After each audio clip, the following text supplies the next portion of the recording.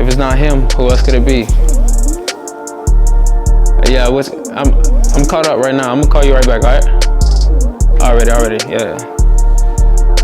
My bad, bro. Vigorous, gotta take them chances to advance and take big. My name is Brandon Jovan. I'm an artist and I'm a creator out of South Florida. Well, Fort Lauderdale to be exact. They call me a lyrical assassin because the way I chop up words, you know? Just my flows, just how I deliver it. It's like, I fight with my words. So I'm sure that's why people call me that a lot. It relates a lot to my musical process, how I create it in general. So stemming from liking poetry, I did a lot of writing in the beginning.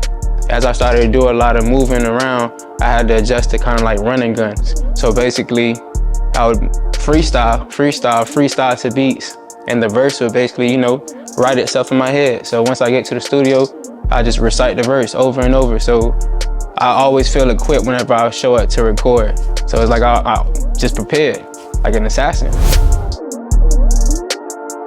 My first performance was actually at a spoken word event. Well, that's something a lot of people don't know about me. I started out doing spoken word. I was still too afraid to rap. So I was just writing poetry, taking my time to really go on stage and figure it out. And that came from the love of poetry with watching Tupac make poetry books, while reading his stuff. And that gave me a real inspiration to see like I could use music as a medium to spread my message to anybody, because that's what pop music was doing for me. And looking at music where it is now, I realized it's the way that I could be the change that I want to see and spread that light to everybody else in the world, and hopefully, you know, to influence them as well. The Pack Volume 2, it's about a man learning to love himself. That's what I was learning to do. Learning to love himself and see life from a different perspective.